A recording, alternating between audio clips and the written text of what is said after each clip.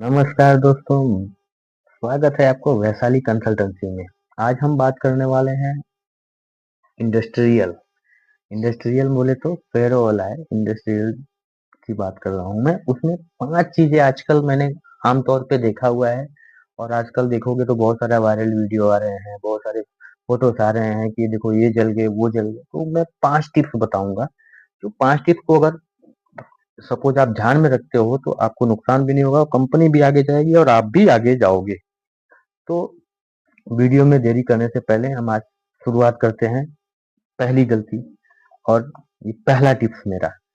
पहला, हम फर्नेस में किसी मटेरियल को डाल रहे हैं सर, समझो इसकी शुद्धता क्या है। आप पहले पता करो शुद्धता क्या है, मतलब उसमें गंदा तेल लगा हुआ है, हद से ज्यादा बड़ा है, तो ये समझिए फर्नेस को मुसीबत में डाल रहा है। और थोड़ा बहुत तो आप भी जा रहे हो उसी में ना भाई, समय लग रहा है तो आप भी मेहनत कर रहे हो, तो टाइम तो लग ही रहा है। तो उसके हिसाब से अब नुकसान क्या है इसमें ना, अगर आपका खराब मटेरियल रहेगा तो खराब मटेरियल में रहेगा कि समय लगेगा पहला, बिजली की खपत बढ़ जाएगी, और आपका जो फिनिश्ड क्वालिटी बनेगा, जो भी अलॉय बना रहे हो या कुछ भी जो भी प्रोडक्ट बना रहे हो उसका क्वालिटी खराब हो जाएगा।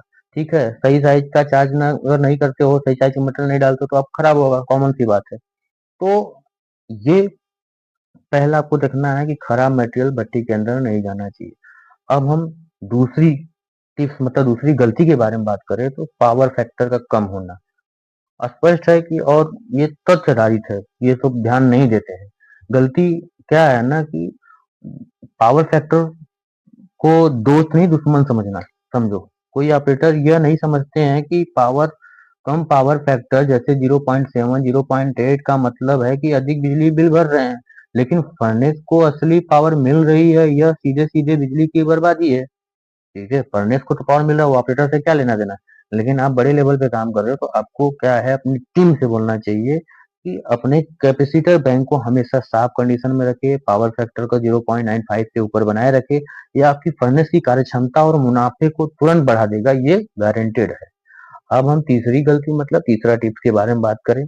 और ठीक है, ये गलती आमतौर पे होती रहती है, जैसे फेरोलाइज में सही रासायनिक मिश्रण तभी बनता है जब धातु निश्चित तापमान पर पिघलता है।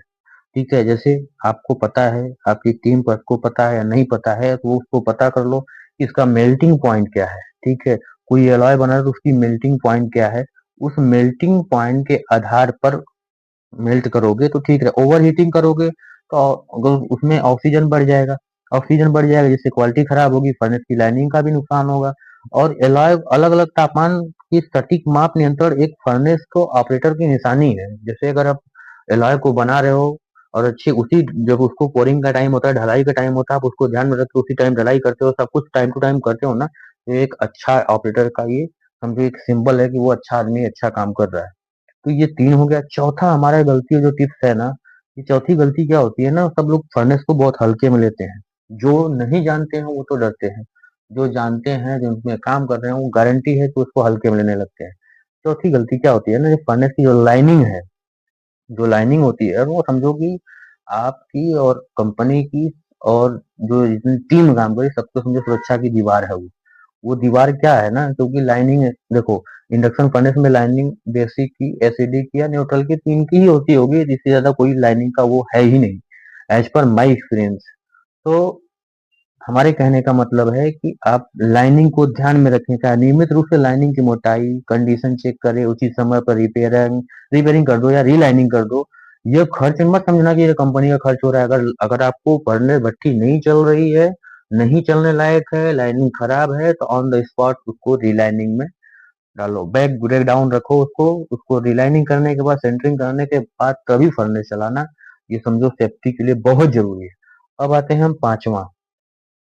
पांचवा और सबसे महत्वपूर्ण इसलिए है, और पूरी कंपनी के लिए, पूरी स्टाफ के लिए, चाहे कंपनी का एमडी हो, चाहे कंपनी का सुपरवाइजर हो, चाहे हेल्पर हो, एक या जनरल मैनेजर हो, किसी लेवल पे अगर आदमी काम कर रहा है तो उसको ये बात ध्यान में रखना है ना कि गर्म धातु के साथ काम कर रहे हो, समझो गर्म मेटल के साथ आप काम कर रहे हो। उसमें अब भाई मिनिमम 400-500 टेम्परेचर आपके आसपास में रहता होगा, 400-500 सेंटीग्रेड। तो 60 डिग्री रहेगा अगर आपके पास 400-500 को, तो आप समझिए उसमें क्या है ना कि आपको पर्सनल प्रोटेक्टिव इक्विपमेंट, जिसको पीपीई बोलते हैं, इसको आपको एक औपचारिक रूप पे मत समझना कि अरे चलो ये तो पीपीए है, कोई जांच करने आएगा तो पहनेंगे, कोई साहब आएगा तो पहनेंगे, एमडी आएगा तो पहनेंगे। तो सबसे बड़ी गलती आप लोग की ये है। आप भट्ठी चला रहे हो, फर्नेस जिसको बोलते हैं, आप उसको चला रहे हो तो आपको पहला जो फेस शील्ड होता है वो होना चाहिए। उसके बाद हीट रेसिस्टेंट ग्लव्स होना चाहिए, जो आप मतलब किसी गर्म चीज को गलती से भी छू देते हो तो आपके हाथ में प्रॉब्लम ना आए, हाथ जले ना। उसके बाद आता है ना ग्लव, ये एप्रॉन आता है जो पहनने के लिए, एप्रॉन। उससे क्या है ना, सपोज एक चिंगारी भी उड़ के ऊपर आपके ऊपर आ गई, अगर आप जल गए, कंपनी आपको मेडिक्लेम देगी, सब कुछ देगी, लेकिन उससे कंपनी का नुकसान नहीं है। कंपनी उतना काम कर रही है, मैनेजमेंट है, वो तो करना ही करना है। लेकिन जो आपको तकलीफ होगा, ठीक है, आपकी बॉडी जलेगी, आपको तकलीफ होगा, वो आपको देखना है, कंपनी को नहीं देखना है। कंपनी आपको हेल्प कर सकती है। तो इसके लिए सुरक्षा का बहुत ध्यान रखना जरूरी है। और सुरक्षा को ध्यान में रखेंगे तो आप बिल्कुल एक अच्छे एम्प्लॉय बनेंगे, अच्छे जानकार बनेंगे, और फ्यूचर में आप अच्छा ग्रो करेंगे। कंपनी, सिंपल सी बात है, कंपनी को देख के काम मत करो कि नहीं अरे कंपनी के लिए, अरे मैं आया टाइम पास किया चला गया।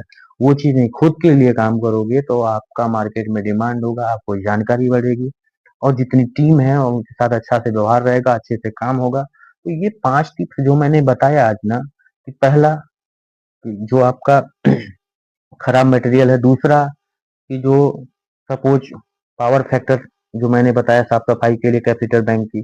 तीसरा होता है ना कि आप गर्म तकनीक में काम कर रहे हो, जैसे मैंने बताया ओवर हीटिंग वगैरह ये सब के लिए, जो मिश्रण को बराबर बनाता है फेरोल को। चौथा हो गया जो लाइनिंग की। अब पांचवा हो गया सुरक्षा का। तो पांचों में आपको कौन सा टिप्स अच्छा लगा मुझे इस वीडियो में बताना कमेंट करके। और हम ऐसी वीडियो हमारे चैनल पे आता रहता है। हमारी company ferro alloy, master alloy, aluminium alloy, man power supply, सब कुछ में कंसल्टेंसी प्रोवाइड करती है। आपको ज्यादा जानकारी चाहिए तो www